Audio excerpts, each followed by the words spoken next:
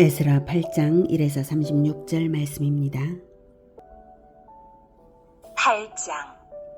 아닥사스다 왕이 왕위에 있을 때에 나와 함께 바벨론에서 올라온 족장들과 그들의 계보는 이러하니라. 비느하스 자손 중에서는 게르솜이요, 이다말 자손 중에서는 다니엘이요, 다윗 자손 중에서는 핫두스요, 스가냐 자손 곧 바로스 자손 중에서는 스가랴니, 그와 함께 족보에 기록된 남자가 150명이요, 바한 모압 자손 중에서는 스라히야의 아들 엘여호에네니, 그와 함께 있는 남자가 200명이요, 스가냐 자손 중에서는 야시엘의 아들이니 그와 함께 있는 남자가 300명이요, 아딘 자손 중에서는 요나단의 아들 에벳이니 그와 함께 있는 남자가 50명이요, 엘람 자손 중에서는 아달리아의 아들 여사야니 그와 함께 있는 남자가 70명이요, 스바랴 자손 중에서는 미가엘의 아들 스바랴니 그와 함께 있는 남자가 80명이요, 요압 자손 중에서는 여이엘의 아들 오바댜니 그와 함께 있는 남자가 218명이요, 슬로밋 자손 중에서는 요시바의 아들이니 그와 함께 있는 남자가 160명이요, 베베 자손 중에서는 베베의 아들 스가랴니 그와 함께 있는 남자가 28명이요, 아스가 자손 중에서는 학가단의 아들 요하나니니 그와 함께 있는 남자가 110명이요, 아도니감 자손 중에 나중된 자의 이름은 엘리벨렉과 여우엘과 스마야니 그와 함께 있는 남자가 60명이요, 비그의 자손 중에서는 우데와 사부시니 그와 함께 있는 남자가 70명이었느니라. 사랑하는 형제 여러분, 8월 23일 수요일 새벽 목상에 오신 것을 환영합니다. 7장에서는 하나님의 율법에 익숙한 학자 겸 제사장 에스라를 인솔자로 하여서 제2차 포로 귀환 명령이 아닥사스다 왕의 조서로 내려지는 것을 보았습니다. 에스라는 율법을 연구하고 준행하며 가르치기로 결심하여 실천하는 그런 삶으로 인해서 하나님의 은총을 얻은 바 이방 왕의 은총을 얻어서 포로 귀환만 아니라 임명권과 성전 재정의 막대한 물자를 공급받게 되었습니다. 주전 458년 일입니다. 8장에서는 2차 포로 귀환 준비 과정과 귀환의 구체적인 내용을 보겠는데요. 먼저 14절까지는 2차 귀환자들의 가계별 명단과 숫자입니다. 본문에 기록된 숫자를 합하면 1773명인데요. 이 숫자는 성인 남자를 기준으로 센 숫자임을 감안하면 5인 가족이 이주했다고 볼 때 약 9,000명 정도가 됩니다. 이것은 제1차 귀환자의 수요와 비교할 때 5분의 1 정도에 지나지 않으나 80년 세월이 더 흐른 시점임을 생각하면 충분히 이해가 되고 남음이 있습니다. 즉 예루살렘 멸망으로부터 70년이 되어서 귀환했던 1차 귀환자들도 1세대 못지않게 2세대가 더 많았을 수 있는데요. 그들은 바벨론 땅에서 태어나고 자랐음에도 불구하고 언약을 물려받아 언약의 주 하나님께로 돌아온 자들이었습니다. 그런데 2차 귀환자들은 예루살렘 멸망으로부터는 150년 세월이 흐른 시점이니까 9,000명 전원이 바벨론에서 나고 자란 사람들이죠. 심지어 1차 귀환에 거부했던 자들의 후손임에도 불구하고 언약의 땅을 향해 돌아오는 진정한 선민들이었던 것입니다. 그러한 사람들이 돌아오는 것이므로 에스라와 더불어 예루살렘에서 신앙 부흥 운동을 전개하기에 충분한 연단된 신앙의 소유자들이었습니다. 1절 아닥사스다 왕이 왕위에 있을 때에 나와 함께 바벨론에서 올라온 족장들과 그들의 계보는 이러하니라. 네, 계보별로 2차 귀환자들의 명단과 숫자가 14절까지 수록됩니다. 이들은 지파별로 수록하지는 않았고요. 가문별로 기록되어서 12가문이었는데요. 이들의 진정한 신앙을 생각해 볼 때 이들이야말로 참된 이스라엘 전체를 상징한다라고 말할 수 있겠습니다. 2절 비느하스 자손 중에서는 게르솜이요, 이다말 자손 중에서는 다니엘이요, 다윗 자손 중에서는 핫두스요. 이렇게 가장 먼저는 제사장 그리고 왕가를 말하고 있어요. 제사장 가문의 게르솜과 다니엘, 다윗 왕가의 핫두스입니다. 2차 귀환의 주요 인물들입니다. 이 밖의 가문들 대부분이 1차 귀환 때의 가문들이고요. 그것을 볼 때 언약의 말씀을 가르치는 가문들이 신앙적으로 살아남아 있어서 세월이 흘러도 다시 이렇게 설 수 있었음을 알게 합니다. 동일한 가문들이 2차에도 다시 왔으니까요. 한편 지파별로 기록되지 않은 이유는 1차 때도 마찬가지지만 북이스라엘이 멸망한 이후 10지파는 거의 민족적 존재를 상실했으므로 지파별로 분류한다는 것이 의미가 없었을 것입니다. 그런데 귀환 자들은 1차는 70년, 2차는 150년 포로 생활을 거치면서도 자신의 가문과 출신지를 잃지 않고 가문별로 돌아올 수 있었다는 사실입니다. 그것은 하나님의 언약을 자손에게 가르쳐 물려주고 있었던 그러한 가문들이기에 가능한 것입니다. 이 귀환 자들만이 진정 아브라함의 믿음의 후손이라고 말할 수 있습니다. 왜냐하면 하나님이 아브라함을 부르신 목적은 여호와의 도를 가르쳐 지키게 하려고 부르셨기 때문이고, 가르침이 이어지지 않는 가문은 참된 이스라엘이라고 말할 수가 없는 것입니다. 가르침이 이어지고 있는가, 이것이 바로 생명입니다. 창세기 18장 18, 19절에 하나님께서 이렇게 말씀하셨죠. 아브라함은 강대한 나라가 되고 천하 만민은 그로 말미암아 복을 받게 될 것이 아니냐. 내가 그로 그 자식과 권속에게 명하여 여호와의 도를 지켜 의와 공도를 행하게 하려고 그를 택하였나니 이는 나 여호와가 아브라함에게 대하여 말한 일을 이루려 함이니라. 이렇게 하셨습니다. 자, 이제 15절부터는 귀환길에 오르기 전 준비 작업을 소개합니다. 내가 무리를 아와로 흐르는 강가에 모으고 거기서 3일 동안 장막에 머물며 백성과 제사장들을 살핀즉 그 중에 레위 자손이 한 사람도 없는지라.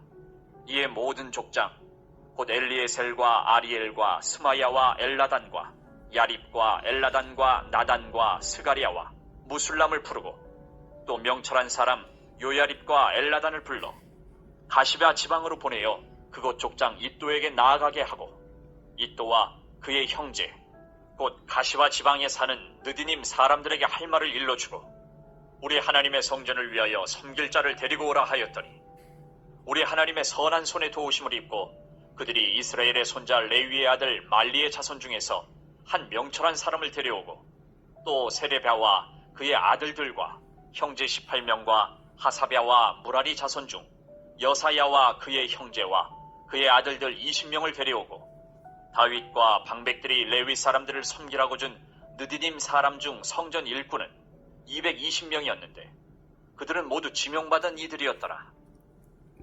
네, 가장 먼저는 레위인들과 성전 봉사자들을 모집했습니다. 15절에 내가 무리를 아와로 흐르는 강가에 모으고 거기서 3일 동안 장막에 머물며 백성과 제사장들을 살핀즉 그 중에 레위 자손이 한 사람도 없는지라. 네. 아하와로 흐르는 강가는 바벨론의 유대인 밀집 지역인 닛불에서 가까운 평지입니다. 이 강가에 모여서 3일 동안 텐트 생활을 한 것은 먼 여행을 떠나기 전에 만반의 준비를 갖추기 위함입니다. 텐트 생활을 한 것은 주택에 유숙하면 흩어지기가 쉽잖아요. 그래서 통제에 어려움이 있는데 이 텐트 생활을 하면 이제 통제하기 쉽고, 그리고 함께 기도하기도 쉬웠을 것입니다. 그런데 문제는 그 중에 레위 자손이 한 사람도 없는 것입니다. 레위 자손이 있어야 성전의 일을 할 것이기에 필수적으로 데리고 가야만 합니다. 그래서 하나님의 도우심을 의지하여서 족장들을 불러 레위인을 모집하게 했습니다. 1차 귀환 때에도 제사장들에 비해서 레위인들의 숫자가 적었는데요. 2차 귀환 때에는 아예 단 한 사람도 참여하지 않았기에 에스라가 족장들을 통해 레위인들을 별도로 모집해야 되었는데요. 이 사실은 바벨론 포로 생활 기간에 자기 직무를 수행할 수 없게 된 레위인들이 대부분 다른 직업으로 전환했기 때문으로 해석이 됩니다. 어쩌면 완전히 복구되지 않은 팔레스틴 땅으로 돌아가서 겪게 될 어려움을 예상하고 2차 귀환에 동참하기를 망설였을지도 모르겠습니다. 자, 그래서 그들을 불러오는 데에 17절에 보면 이제 할 말을 일러주고 우리 하나님의 성전을 위하여 섬길 자를 데리고 오라, 이렇게 말했어요. 무엇라고 말하여서 설득할 것인지를 자상하게 일러주면서 마음을 움직이게 한 것입니다. 이렇게 해서 우리 하나님의 선한 손의 도우심을 입고 40여 명의 레위 사람들과 220명의 느디님 사람들을 데려오는데 성공했습니다. 그리고 그들은 모두 지명받은 이들이었더라. 20절에 이렇게 표현한 것은 이들 이름이 모두 등록되었다라는 것입니다. 본문에는 나오지 않지만 이들의 이름을 일일이 기록을 했죠. 네, 느디님 사람들은 성전 노예들이지만 노예들이라고 무시한 것이 아니었고요. 그만큼 그들의 사명이 중요했기 때문입니다. 21절. 그때 내가 아하와 강가에서 금식을 선포하고 우리 하나님 앞에서 스스로 겸비하여 우리와 우리 어린아이와 모든 소유를 위하여 평탄한 길을 그에게 간구하였으니 이는 우리가 전에 왕에게 아뢰기를 우리 하나님의 손은 자기를 찾는 모든 자에게 선을 베푸시고 자기를 배반하는 모든 자에게는 권능과 진노를 내리신다 하였으므로 길에서 적군을 막고 우리를 도울 보병과 마병을 왕에게 구하기를 부끄러워하였습니다. 그러므로 우리가 이를 위하여 금식하며 우리 하나님께 간구하였더니 그의 응낙하심을 입었느니라. 네, 당시에는 약탈하는 도적의 무리들이 여행자들을 겨냥했어요. 그래서 이제 사막 같은데, 산 같은데 출몰하던 그런 시대였기 때문에 금식하여 기도함으로써 준비한 것인데요. 왕에게 요청하는 것은 무엇이든지 받는 에스라가 왜 왕에게 보병과 마병을 요청하지 않았는가 하면 22절에 말하는 것처럼 이는 우리가 전에 왕에게 아뢰기를 우리 하나님의 손은 자기를 찾는 모든 자에게 선을 베푸시고 자기를 배반하는 모든 자에게는 권능과 진노를 내리신다 하였기 때문에 길에서 적군을 막고 우리를 도울 보병과 마병을 주세요라고 말을 한다면, 왕에게 말한다면 언행의 모순이고 또 믿음이 없는 것이 되므로 왕에게 구하지 않고 하나님께 평탄한 길을 간구한 것이고요. 그래서 평탄한 길이 되었습니다. 31절이 증거합니다. 31절을 먼저 볼게요. 31절에 첫째 달 12일에 우리가 아하와 강을 떠나 예루살렘으로 갈새 우리 하나님의 손이 우리를 도우사 대적과 길에 매복한 자의 손에서 건지신지라. 그러니까 대적도 있었고 길에 매복한 자도 있었는데 하나님께서 건지셨다, 이 뜻이죠. 자, 한편 제3차 포로 귀환을 이끈 느헤미야는 에스라와는 반대로 귀환길에 군대의 호위를 받았습니다. 이 사실이 교훈하는 것은 우리가 이제 하나님 앞에서 진리는 한 가지입니다. 그러나 우리의 삶과 환경은 결코 동일하지 않다는 것이죠. 그러므로 신앙적인 폐쇄성이나 모순에 빠지지 않도록 하고 어떤 사람들의 어떤 신앙 태도에 대해서든지 함부로 판단하는 오류를 범하지 말아야 한다는 것을 생각하게 합니다. 자, 24절부터. 그때 내가 제사장의 우두머리들 중 12명 곧 세레바와 하사랴와 그의 형제 10명을 따로 세우고 그들에게 왕과 모사들과 방백들과 또 그곳에 있는 이스라엘 무리가 우리 하나님의 성전을 위하여 드린 은과 금과 그릇들을 달아서 주었으니 내가 달아서 그들 손에 준 것은 은이 650달란트요 은그릇이 100달란트요 금이 100달란트며 또 금잔이 20개라. 그 무게는 1000다리기요 또 아름답고 빛나 금같이 보배로운 놋그릇이 2개라.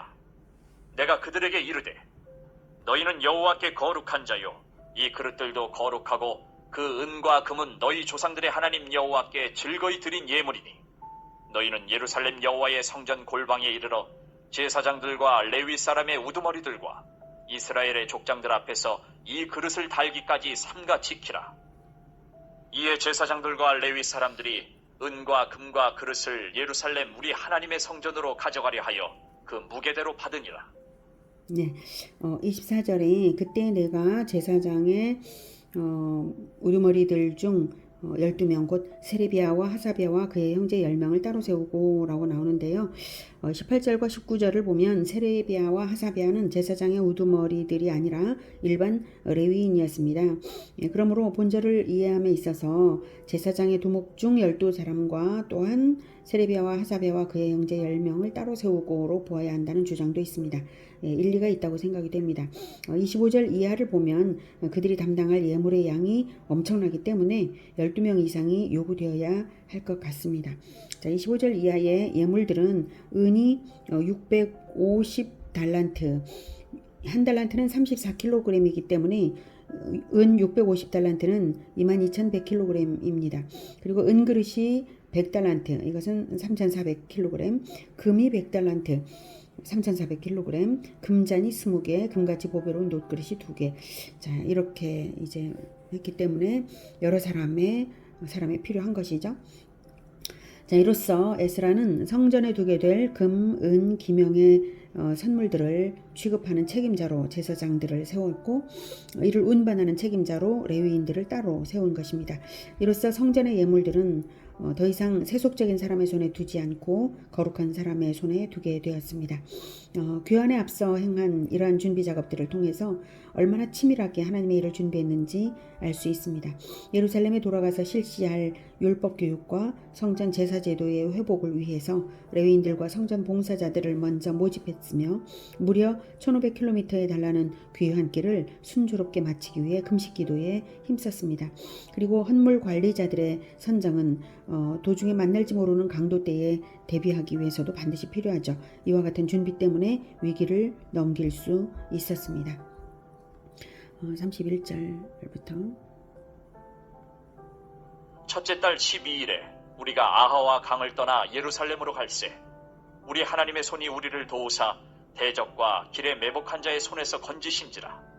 이에 예루살렘에 이르러 거기서 3일간 머물고 제4일에 우리 하나님의 성전에서 은과 금과 그릇을 달아서 제사장 우리아의 아들 무레못의 손에 넘기니 비느하스의 아들 엘르아살과 레위 사람 예수아의 아들 요사밧과 빈누이의 아들 노아랴가 함께 있어 모든 것을 다 세고 달아보고 그 무게의 총량을 그때에 기록하였느니라. 사로잡혔던 자의 자손 곧 이방에서 돌아온 자들이 이스라엘의 하나님께 번제를 드렸는데 이스라엘 전체를 위한 숫송아지가 12마리요 또 순양이 96마리요 어린 양이 77마리요 또 속죄제의 순념수가 12마리니 모두 여호와께 드린 번제물이라. 무리가 또 왕의 조서를 왕의 총독들과 유브라데강 건너편 총독들에게 넘겨주매 그들이 백성과 하나님의 성전을 도왔느니라. 네, 여행은 4개월이 걸려서 1500km를 걸어서 예루살렘에 이르렀습니다. 매복한 강도 무리가 있었고 위기가 있었지만 우리 하나님의 손이 도우셔서 대적과 길에 매복한 자의 손에서 건지셨습니다. 3일간은 쉬면서 노독을 풀고 예물을 성전에 드려 총량을 기록했습니다.